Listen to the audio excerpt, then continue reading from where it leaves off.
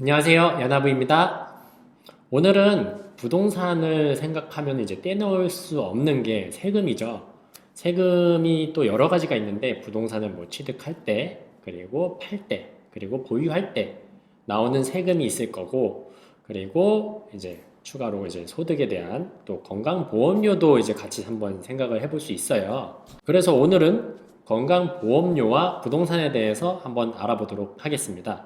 사실 건강보험료가 뭐 부동산뿐만 아니라 다른 뭐 기타 소득이나 그리고 근로소득 그리고 뭐 금융소득 이런 거를 통해서도 같이 움직이는데 사실 우리의 재산 주체가 부동산이 가장 크잖아요. 대부분이 이제 부동산을 큰 재산으로 가지고 있기 때문에 건강보험료를 뭐 어떻게 해야지 또 조금이라도 더 절세를 할 수 있는지 그거에 대해서 알아보도록 하겠습니다. 이제 화면을 제가 보이면서 같이 설명을 드릴 거예요. 근데 제가 이번에 건강보험료를 저도 이제 건강보험료를 납부를 하고 있는데 그냥 막연하게만 뭐 재산이 좀 많으면은 건강보험료가 좀 더 많이 나오고 이렇게 그냥 알고 있었는데 이번에 공부를 하게 되면서 굉장히 조금 부당한 점도 있구나. 그리고 이제 생각보다 세금이 굉장히 많이 나간다. 이게 또 절세를 안 할 수가 없겠다라는 생각이 들더라고요. 그래가지고 제가 조사한 자료를 바탕으로 같이 설명을 드리면서 화면을 보실게요. 보면은 부동산 관련 세금이 지금 좀 하나씩 따져볼게요. 하나씩 따져보면은 부동산 이제 취득을 할 때 취득세가 들어가겠죠. 당연히. 그리고 가지고 있으면은 재산세가 나갈 거고 또 거기에 뭐 시가 얼마 이상, 공시가 얼마 이상은 종부세도 같이 나가요. 그리고 팔 때는 이제 양도세도 나갈 거고 세금 이렇게 많이 내는데 또 추가로 하나를 이제 생각을 해야 되는 게 건강보험료예요.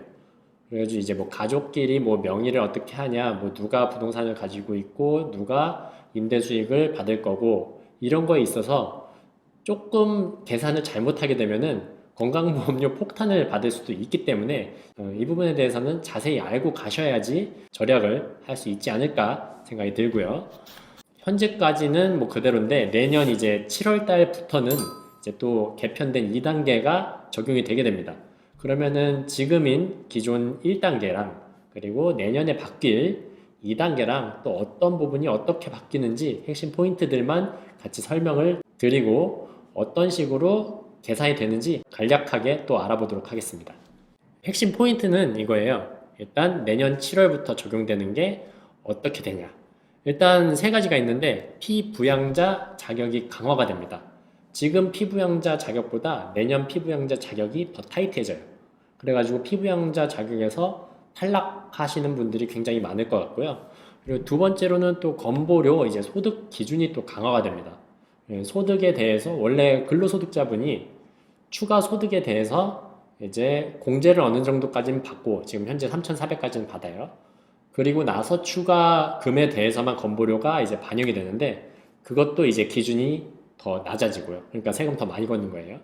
그리고 재산, 자동차, 보험료, 뭐 축소라고는 하는데 현재는 차량 배기량 기준으로 해가지고 지금 좀 구간이 나눠져 있는데요.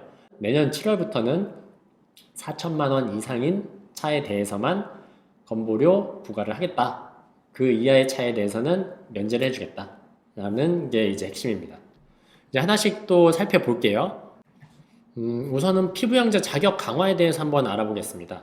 첫 번째 이제 소득 먼저 볼 건데 소득에서 3,400만 원 이하면은 피부양자 자격을 유지를 할 수 있었습니다. 그런데 이제 합산 소득이 2천만 원이 이제 초과되게 되면은 피부양자 자격이 탈락이 됩니다.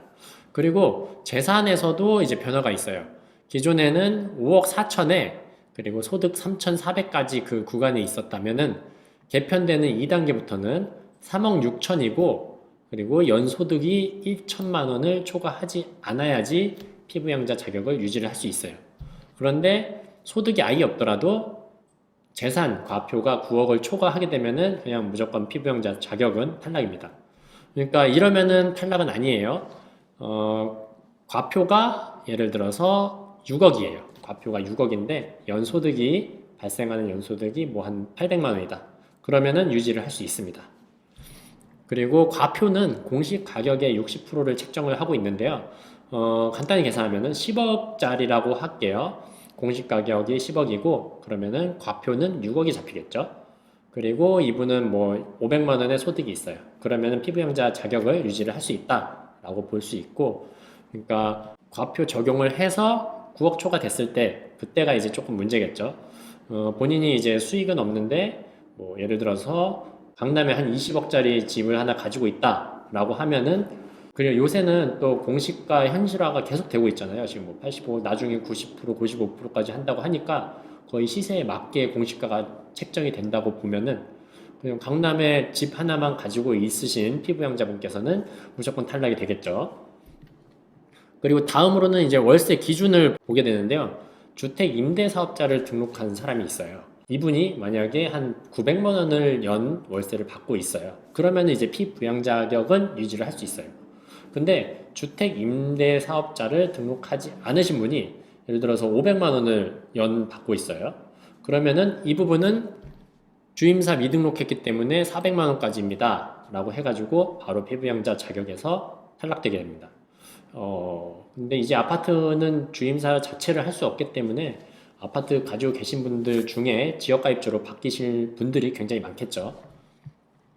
그러니까 현재는 여기 이 영역 전체에 분들이 다 피부양자 자격을 유지를 하실 수 있는데, 내년에 만약 이 빨간색 부분에 들어가신 분이 있다고 하면은 그분들은 바로 지역가입자로 전환이 될 겁니다. 7월부터. 이 부분을 잘 숙지를 하셔가지고 사전에 뭐 좀 정리하고 움직이셔가지고 아니면은 수익도 좀 줄이시는 쪽으로 해가지고 건보료가 나오지 않게 세팅하는 것도 이제 그 절세의 방법이 하나가 되겠네요. 소득 기준 강화고요. 소득이 기존에는 이제 3,400만 원까지였는데 이제는 2천만 원까지 2천만 원 초과로 이제 소득 기준이 강화됩니다. 일단 피부양자 자격이랑 똑같죠. 근데 이제 직장인이 본인 이제 근로소득 빼고 예를 들어서 기타 소득이 다른 소득이 합해가지고 뭐 한 예를 들어 3천이 있었어요. 그러면은 지금까지는 그 3천에 대해서는 건강보험료 부과가 되지 않는데, 내년 7월부터는 지금 3천만 받잖아요. 내년도 이제 3천만 원을 소득을 근로소득 빼고 벌었어요. 그러면은 그 3천만 원에서 2천만 원을 공제한 금액 1천만 원에 대해서 건보료가 이제 부과가 되게 됩니다. 좀 타이트해지는 거죠. 그리고 연 2천만 원 이하 임대소득에서도 부과가 된다. 예를 들어서 나는 직장 가입자고 상가를 가지고 있어요. 상가에서 임대료가 나옵니다. 매월. 현재 뭐 2천만 원 이하예요. 뭐 한 1,600만 원 정도 1년에 받고 있다라고 하면은 현재로는 이분은 건보료에 그 1,600만 원에 해당하는 임대소득이 적용이 되지 않는데, 내년부터는 그냥 뭐 상가 임대소득이 있다. 그냥 무조건 부과됩니다. 간단하게 이해를 하시면 될 것 같고요. 그렇기 때문에 상가를 따로 매수하시거나 아니면은 수익형 부동산을 매수하는 경우에는 이런 건보료까지 같이 어느 정도 염두해 두고 움직이셔야지 건보료 폭탄을 그나마 조금 덜 받을 수 있다라고 볼 수 있을 것 같고요. 다음으로 볼게요. 금융소득 1,000만 원 초과 시 부과입니다. 이게 어떤 거냐면은 예를 들어서 나는 주식을 하고 있고 은행에 이제 또 예치를 해가지고 이자 소득을 받아요. 그래가지고 그 이자 소득과 배당 소득의 합계가 예를 들어서 1,200만 원이에요. 그러면은 1,000만 원 초과했잖아요. 그럼 그 1,200만 원에 해당하는 건보료가 또 이제 발생을 하게 됩니다. 그러니까 금융소득 자체를 1,000만 원 아래로 세팅을 하는 게 건보료에 이제 줄이는 쪽에 이제 핵심이 되겠죠. 그러니까 이자 소득이나 배당 소득이 예를 들어서 1,200이다. 그러면은 뭐 부부의 경우 뭐 남편이 뭐 한 900만 원 쪽으로 이제 세팅하고 와이프가 이제 300만 원 정도를 받는 걸로 그렇게 세팅을 하면은 이제 피부양자 자격도 유지가 되면서 그 소득이 이제 추가로 건보료가 발생하지 않게 되니까 이 부분도 이제 건보료를 좀 줄일 수 있는 방법이 되겠죠. 그리고 국민연금의 50%를 부과합니다. 기존 현재는 국민연금 이제 예를 들어서 100만 원을 받는다라고 하면은 50만 원을 소득으로 본다라고 하는 건데, 내년부터는 지금은 30%만 보고 있어요. 그러니까 지금 100만 원 받는 사람은 소득이 연 360인 걸로 잡히는 거죠. 국민연금에 대해서. 근데 내년부터는 그게 퍼센트가 높아져가지고 50%까지 올라간다. 아무튼 건보료는 내년에도 또 증가할 것이다. 라고 볼 수 있을 것 같고요. 요약을 해보면은 이제 현재는 3,400만 원이에요. 소득 기준 3,400에서 이제 내년엔 2천만 원 이상으로 이제 금액이 좀 줄어들어가지고 타이트해진다. 그리고 현재는 뭐 2천만 원 이하 임대소득에 대해서는 부과를 하지 않았는데 내년부터는 2천만 원 이하 임대소득에도 건보료를 추가로 더 부과를 하겠다. 그리고 현재는 국민연금에 30%만 적용을 하고 있었는데 내년에는 50%를 부과할 거다. 그리고 현재는 뭐 금융소득에 대한 얘기 없는데 내년부터는 예를 들어서 이자소득이랑 배당소득 이게 합해서 1,000만 원 추가가 되면은 그 금액 이건 항상 세전이에요. 예를 들어서 금융소득, 이자소득이 다 해서 1,200이다. 세전 1,200이면은 1,200에 대해서 계산을 해서 건보료를 부과를 하게 됩니다. 그리고 재산에 대해서도 이제 변동이 있는데 현재는 이제 재산 공제가 작아요. 재산 공제가 뭐 500만 원에서 1,200만 원까지만 공제를 해주고 있었어요. 이게 이제 지역가입자에 해당하겠죠. 근데 내년부터는 재산 5천만 원까지 일괄 공제를 해주겠다. 문재인 정부가 들어오고 나서 몇 년간 집값이 굉장히 많이 올랐잖아요. 그 부동산을 소유하고 계신 분들은 재산이 굉장히 많이 올랐어요. 근데 사실 재산 5천만 원 일괄 공제로는 그렇게 뭔가 크게 와닿지 않는 느낌일 것 같긴 해요. 물론 1억 미만인 분들, 이런 분들은 이 재산이 5천만 원 일괄 공제가 굉장히 크게 다가올 거예요. 그래가지고 이제 재산이 적은 사람들, 그러니까 소득 그 일정 부분 아래에 계신 분들은 좀 더 건보료를 더 적게 낼 거고, 그리고 일정 부분 상위 몇 프로에 드는 분들은 또 더 많이 걷겠다라는 취지의 내용 같고요.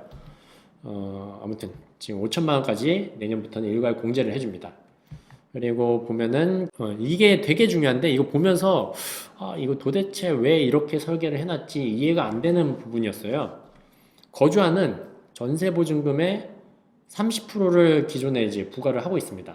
예를 들어서 내가 전세를 6억에 살고 있어요.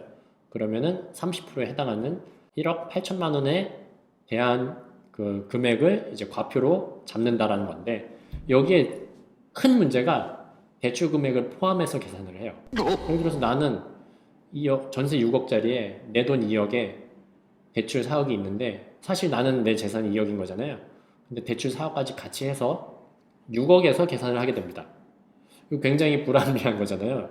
이거 은행 돈이지, 은행 돈 잠깐 내가 빌려가지고 이자까지 내고 있는데 이것까지 이제 건보료에 산정하겠다 하고 있는 건데 아무튼 이거에 대해서는 그나마 다행인 게 내년부터는 이 대출 부분은 포함하지 않겠다라고 해서 7월부터는 이게 빠지게 됩니다. 이 부분은 좀 다행이에요.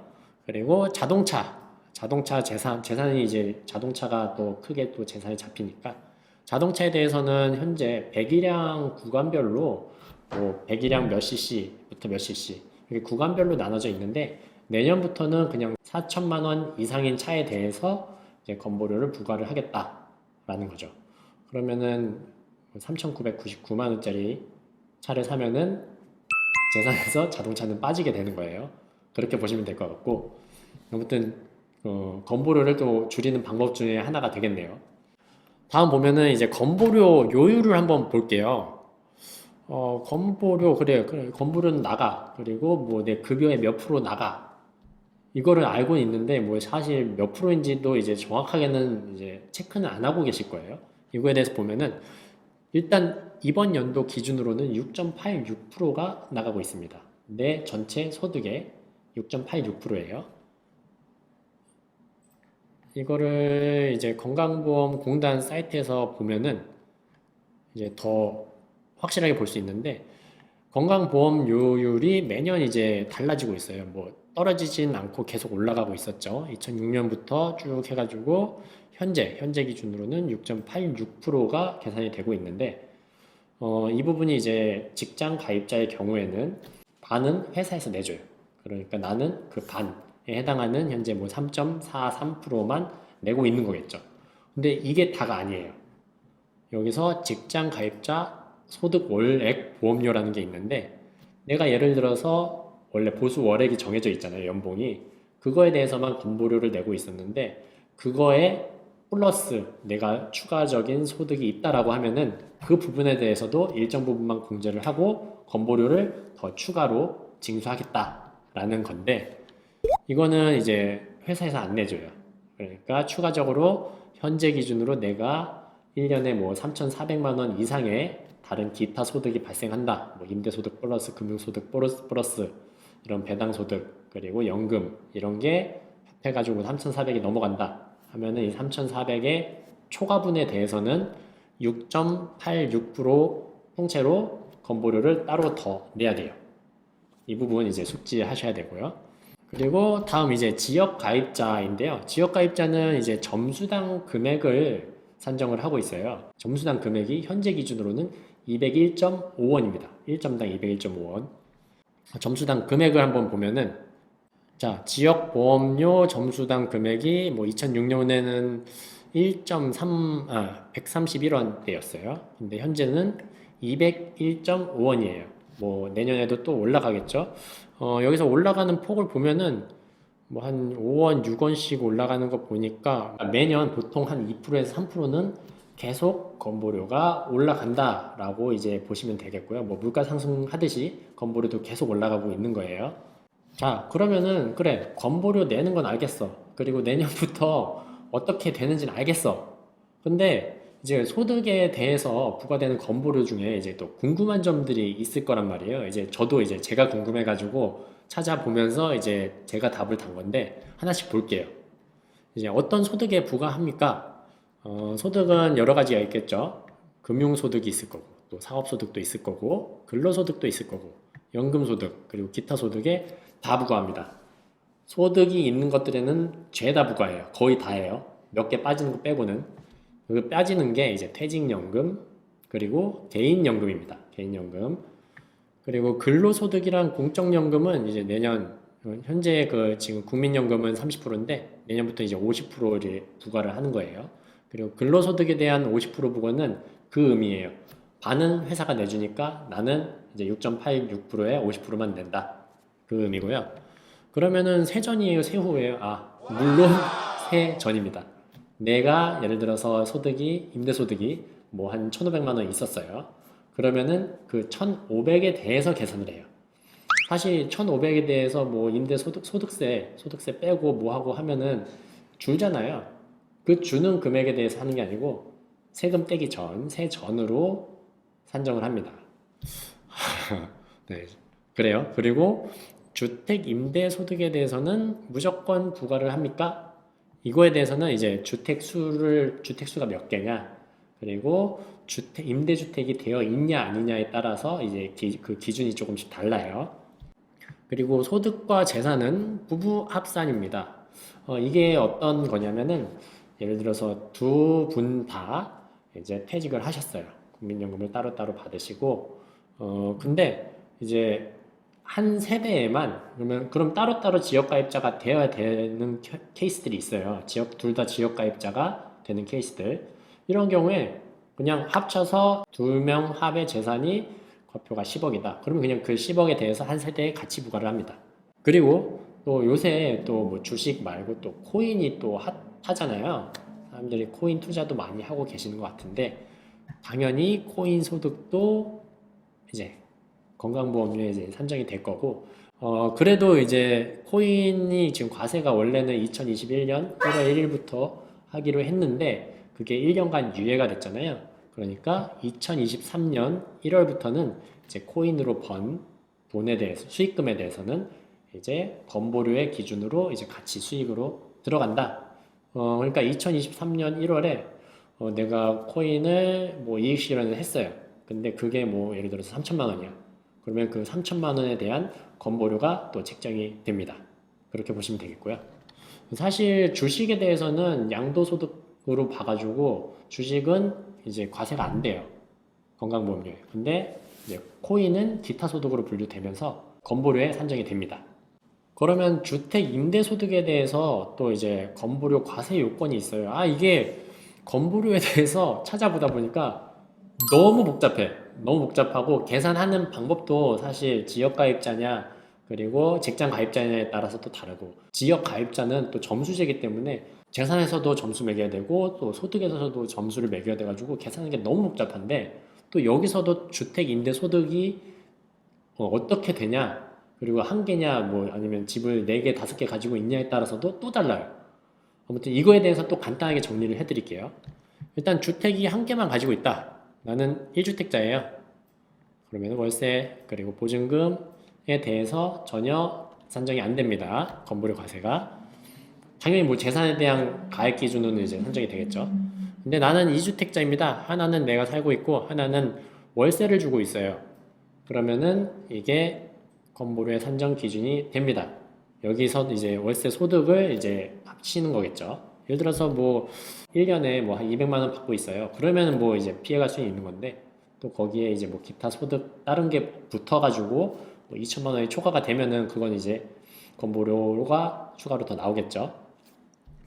그리고 나는 2주택자인데 하나는 내가 살고 하나는 전세 줬어요. 그러면은 괜찮습니다. 이제 따로 건보료 추가로 나오는 건 없을 거고요. 나는 3주택 이상자입니다. 3주택 이상자는 세금을 더 많이 내셔야 돼요. 월세든 보증금이든 다 건보료의 산정 기준으로 다 적용합니다. 그리고 보증금은 간주 임대료로 계산을 해가지고 소득 적용을 하게 됩니다.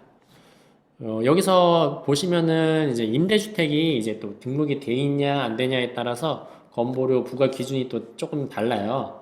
임대주택이 된 거 그리고 안 된 거 1,000만 원 그리고 400만 원 이렇게 보시면 될 것 같고 주택수에 제외가 되는 것들이 있는데 이거는 이제 전용 면적이 40제곱미터 이하면서 그리고 기준 시가가 2억 미만인 경우에는 여기 건보료 과세 요건에 해당하는 이 주택 개수로 들어가지 않습니다. 지금 너무 복잡한 게 많죠. 뭐 취득세에서도 주택 그 개수가 되냐 안 되냐, 양도세에서도 주택수에 포함이 되냐 안 되냐 이런 것들이 너무 복잡하게 돼 있어서 사실 일반 국민들이 쉽게 이해할 수는 없는 구조예요. 지금 건보료도 똑같고 또 넘어가 볼게요. 그러면 간주 임대료를 계산을 해야 되는데 어떻게 하냐? 간단하게 제가 계산을 해볼게요. 공식은 이렇습니다. 보증금에서 3억을 빼고 그리고 임대일수 곱하기 60% 그리고 365분의 1. 근데 뭐 임대일수가 뭐 보통은 연 단위로 하니까 그냥 365에 365 해가지고 이거는 그냥 거의 삭제된다라고 보면 될 것 같고 거기에 이제 정기예금 이자율 현재 2020년 기준으로는 이제 1.8%를 적용을 하고 있어요.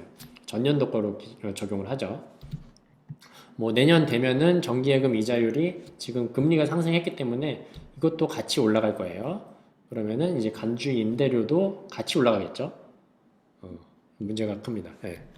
그러면은 이제 3주택 이상자가 예를 들어서 5억에 30만 원의 임대 중인 주택에 대해서 간주 임대료를 계산을 해볼게요.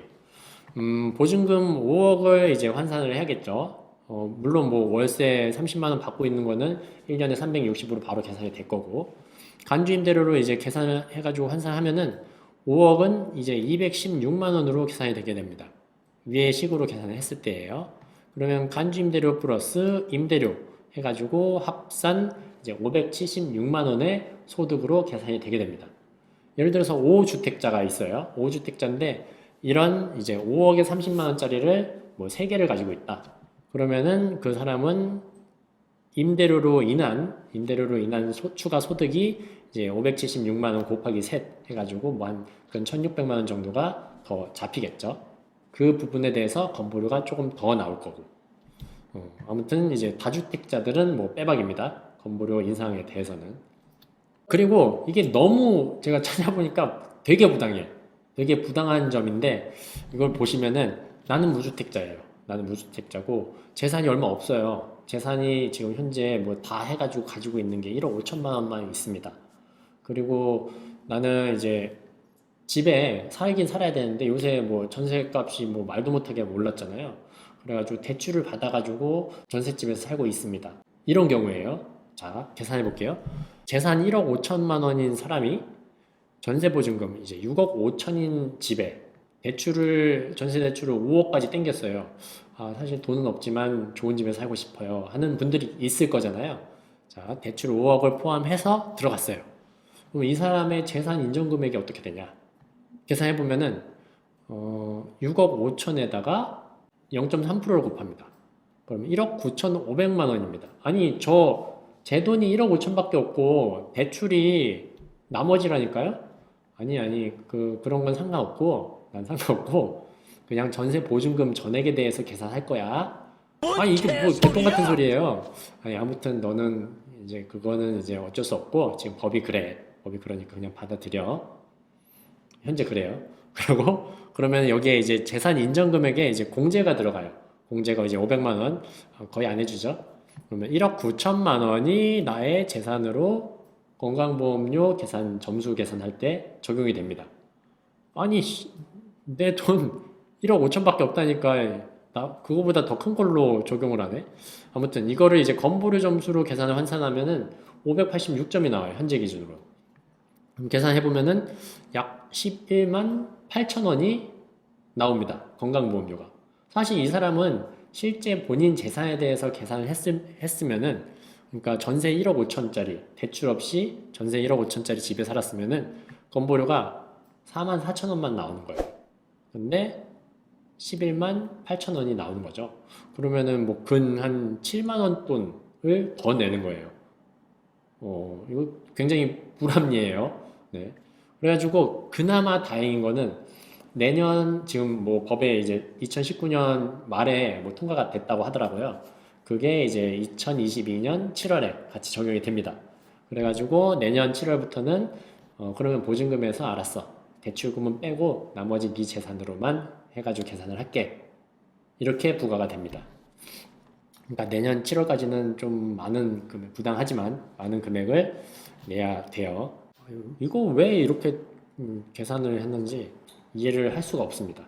그러면 건보료를 줄이려면은 어떻게 해야 될까? 좀 여러 가지 뭐 또 이거 말고도 더 방법이 있을 건데 일단 제가 생각나는 부분에 대해서 정리를 해봤어요. 첫 번째, 최대한 직장인을 유지한다. 직장 가입자가 훨씬 더 유리하다. 그리고 회사에서 반을 내주니까. 그리고 이자, 그리고 배당, 그리고 이자 소득은 만약에 부부가 같이 뭔가 이제 소득이 난다라고 하면은 이제 한쪽만 직장 가입자면은 그쪽 직장 가입자 쪽으로 최대한 몰아주는 게 피부양자 자격도 유지가 되고 직장 가입자 이제 공제도 또 되잖아요. 지금은 3,400까지는 추가 소득이 이제 공제가 되고 내년부터는 2,000까지는 추가 소득이 공제가 되니까 이러한 금융소득이나 이런 거는 직장 가입자한테 몰아주자. 그래야지 그나마 조금 덜 낸다. 그리고 월세 대신에 간주임대로 계산할 때 반전세나 전세를 주는 게 그나마 유리합니다. 그리고 3주택 이상자보다는 2주택, 1주택인 사람들이 더 많기 때문에 뭐 1주택, 2주택인 사람들은 보증금에 대해서는 이제 간주임대료 계산이 전혀 안 되니까 뭐 반전세, 최대한 반전세나 아니면 최대한 전세나 아니면 반전세가 그나마 이제 더 유리하겠죠. 그리고 가능하면 피부양자 자격 유지. 이건 뭐 당연한 거예요. 피부양자 자격 유지가 되는 게 무조건 더. 건보료 이제 최저 금액 내는 게 있잖아요. 또뭐 11만 원인가 그럴 거예요. 그거를 이제 안 내도 되니까. 근데 점점 더 계속 강화가 되고 있어요. 이제 유지하기가 또 쉽지는 않을 거예요. 재산이 일부라도 있는 분들, 그리고 소득이 일부라도 있는 분들은. 그리고 임대소득이랑 금융소득을 항상 조심해야 돼요. 내가 예상치 못하게 금융소득이 또 많이 발생해버리면은 갑자기 이제 건보료가 늘어날 수 있으니까 이것도 항상 염두하면서 투자할 때 뭐 주식이든 뭐든 투자할 때 그 건보료까지 이제 다 염두해 두면서 움직이는 게 좋겠죠. 그러니까 이제 수익형 부동산 같은 거 이제 살 때는 미리 계산을 해야 돼요. 내년에 어떻게 개편이 되고 그리고 향후 내 월세가 어떻게 받을 거고 그리고 재산 가액 기준 어떨 거고 피부양자 자격은 탈락할지 말지 이것 때문에 잘못해가지고 상가 하나 샀다가 피부양자 자격을 뭐 한 100만 원 차이로 바로 탈락할 수도 있거든요. 이거 조심해야 되고요. 그리고 개인연금 ISA 계좌를 최대한 잘 활용을 하자. 이거에 대해서는 건보료 적용을 피해갈 수 있어요. 그러니까 개인연금 소득에 대해서는 이제 소득으로 인정을 안 하고 건보료에서 그리고 그 ISA 계좌에서 이제 받은 그런 걸로는 또 거기서도 이제 또 소득 빠질 거고 그러니까 이거를 좀 잘 이용하자. 그리고 일곱 번째로는 자동차. 자동차는 3,999만 원짜리 사세요. 그, 그게 이제 어쨌든 더 이득 보는 거고, 그게 아니다. 예, 근데 뭐 나는 뭐 돈이 많다. 뭐 상관없다. 자동차 뭐 한 건보료 점수 좀 포함돼가지고 뭐 한 2, 3만 원 더 내는 거 상관없다. 그러면은 뭐 아무거나 타셔도 되고, 사실 근데 뭐 2억, 3억짜리 타면은 좀 더 많이 늘어나겠죠. 그게 아니면은 4천 아래 혹은 아니면 렌트나 리스를 하시는 것도 이제 방법이고요. 근데 내가 뭐 한 2, 3만 원 아끼겠다고 이자 뭐 할부 이자까지 다 내면서 렌트나 리스를 타는 거는 더 손해일 수도 있어요. 이건 계산을 한번 해보시고 여기까지 오늘은 부동산을 가지고 있으면은 어쩔 수 없이 생각하는 건보료에 대해서 한번 알아봤고요. 건보료가 이제 폭탄으로 나오지 않기 위해서 항상 이제는 뭐 취득세, 양도세, 뭐 재산세뿐만 아니라 건보료까지 같이 계산을 해야 하는 시기가 오지 않았나 싶습니다. 왜냐면은 이제 계속 과표도 올라갈 거고, 그리고 공시가도 올라갈 거고, 집값은 천정부지로 굉장히 많이 올랐잖아요. 나는 소득은 사실 별로 없어. 뭐 연금 소득밖에 없어. 뭐 연금 1년에 뭐 한 150만 원 이렇게밖에 안 받는데 거기서 건보료를 막 20만 원, 30만 원씩 떼가면은 그게 생활이 되겠어요? 안 된단 말이에요. 그러니까 이거를 알고 미리 준비하셔야지 이거에 대한 리스크를 좀 줄일 수 있지 않나 싶습니다. 아무튼 여기까지 저도 이제 건보료를 줄이기 위해서 또 더 제 재산을 어떻게 요리를 해낼지 연구를 해야 될 것 같고 다음에는 더 유익한 정보로 또 이야기를 나누도록 하고요. 오늘은 여기까지 마치겠습니다. 이상 야나부였습니다. 시청해주셔서 감사드립니다.